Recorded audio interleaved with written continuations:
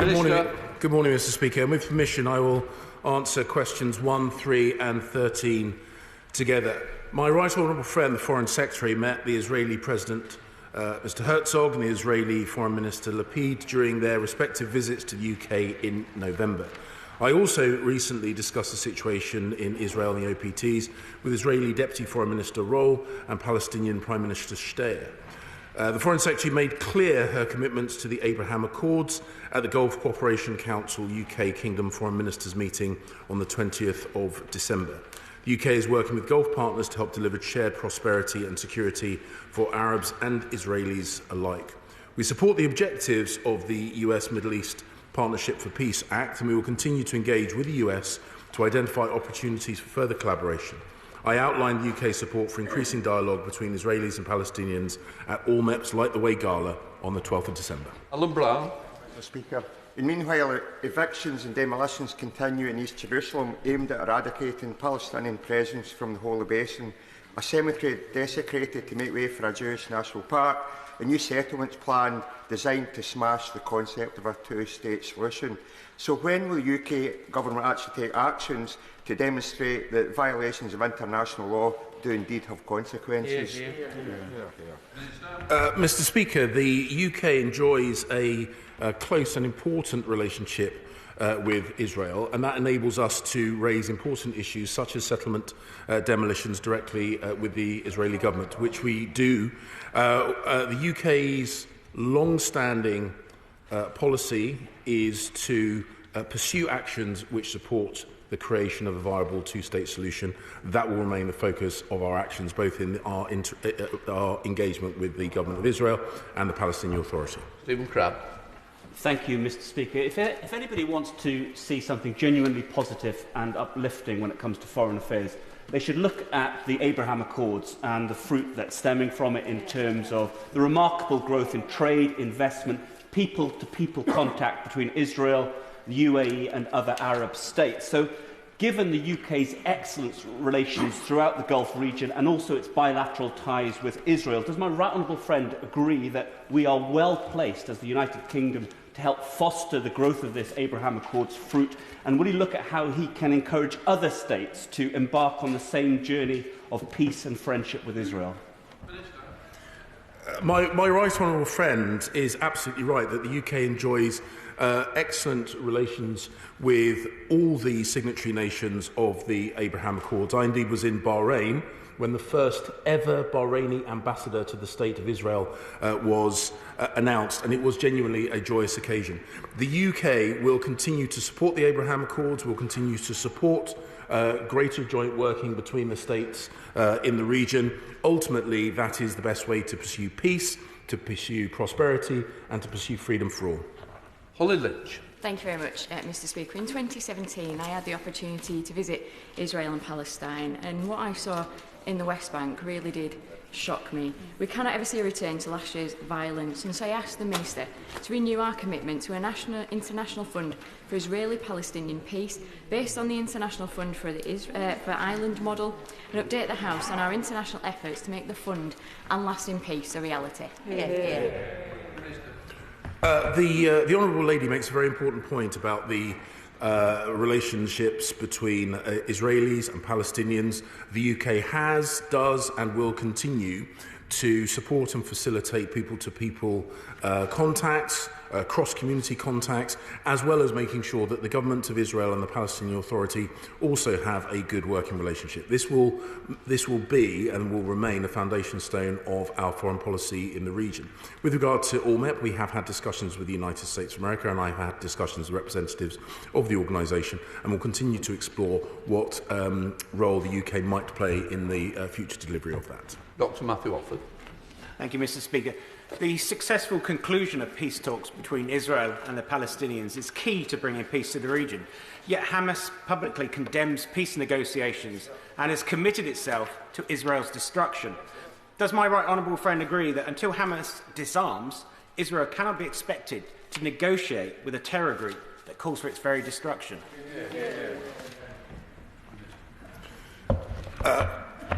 Mr. Speaker, Hamas have not proven themselves to be good for the Palestinian people. The simple truth is that their aggressive posture, their threats to eradicate the State of Israel, has harmed relations between Israelis and Palestinians. We wish to see a viable two-state solution with Israelis and Palestinians living side by side in peace and in prosperity and in freedom. Hamas has long been a roadblock to that, and we call upon them to set aside their violent ways and to pursue a path of peace. Question 2, please, Mr. Speaker. Minister. Mr. Speaker, with permission, I will answer questions 2, 6 and 11 together. The UK has supported over 3,400 people to leave Afghanistan since the end of op-pitting evacuation, and we will continue in our efforts.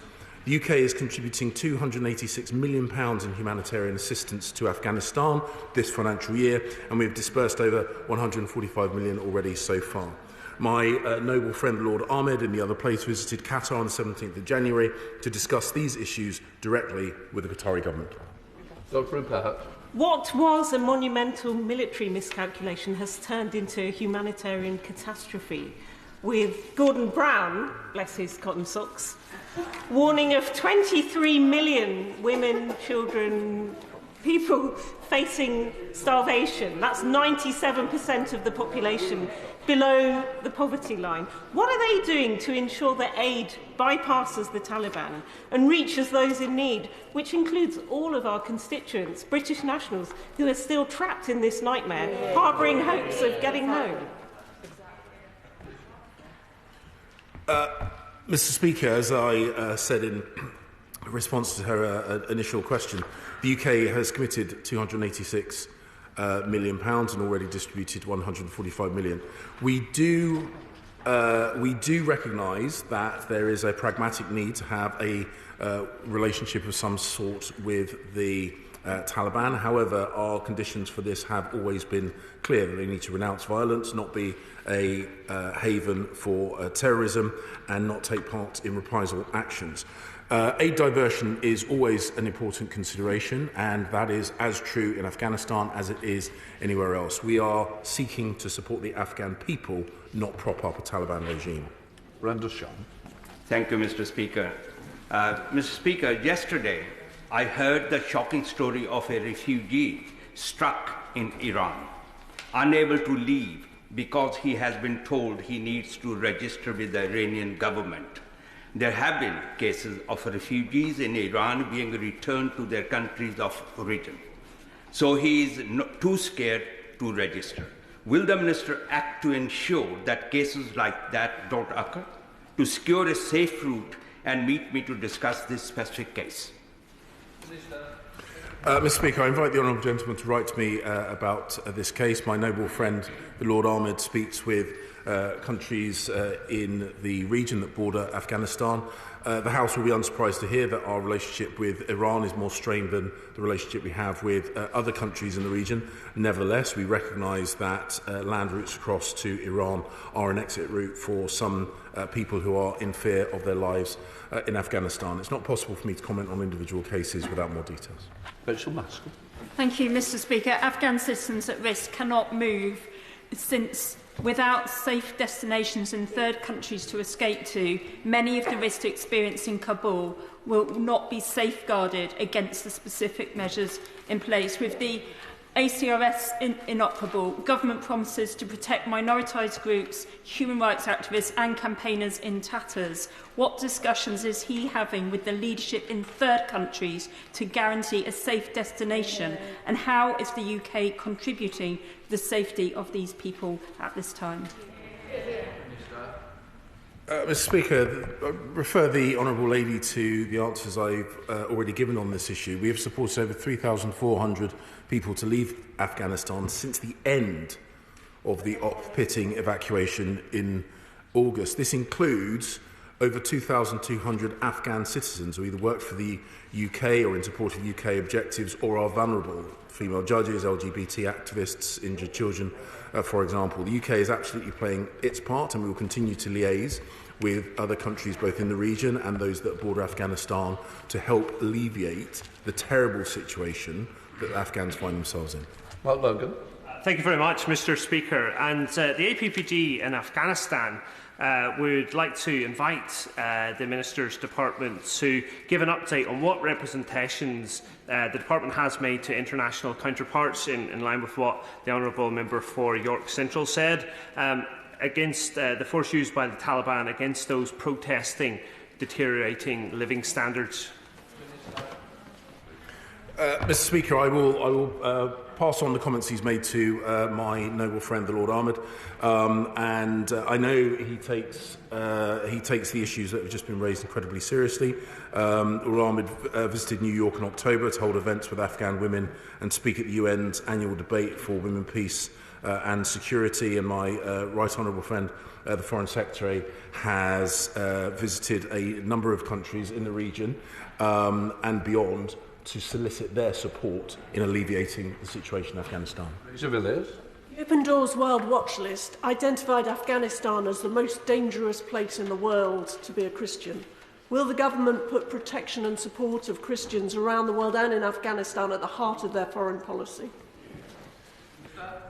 Mr Speaker, the freedom of religion and belief remains an incredibly important strand in UK foreign policy. The plight of Christians in Afghanistan is dire, but indeed that is reflective of the plight of a number of other religious and ethnic minorities in Afghanistan. It is a cornerstone of our foreign policy, of our pursuit for genuine freedom for all, and freedom of religion or belief is important to that, because without that, is anyone really free at all?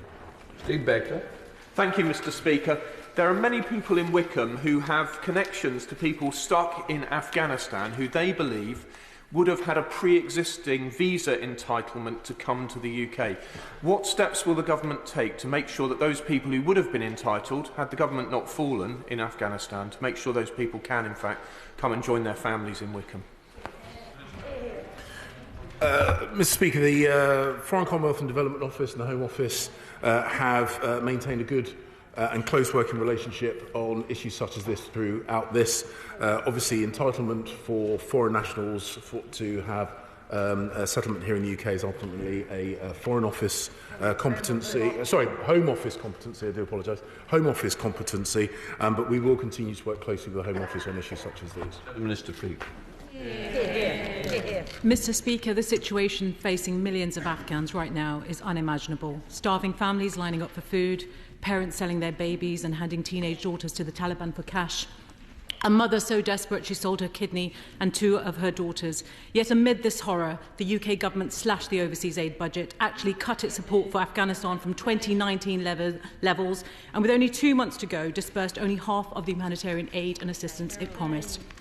With 5 million children now on the brink of famine, will the government show leadership and release the remainder of the pledge and take the action proposed by the UN, Save the Children and former Prime Minister Gordon Brown to convene a humanitarian pledging conference to raise the $5 billion needed? A failure to act will cost more lives.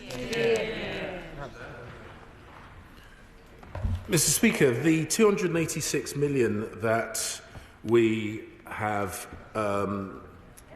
allocated to Afghanistan, I would remind her, was actually put in place in the autumn, and we are still ensuring that money is distributed. And the Honourable Lady made the important point that doing so quickly can sometimes come at the cost of doing so carefully. We want to ensure that our money reaches the people who are in need and is not diverted to support the Taliban's regime. The UK has and remains at the forefront of international efforts to support Afghanistan. I'm proud of the work that my department, other departments and the UK government as a whole has done. Question 4, please, Mr Speaker.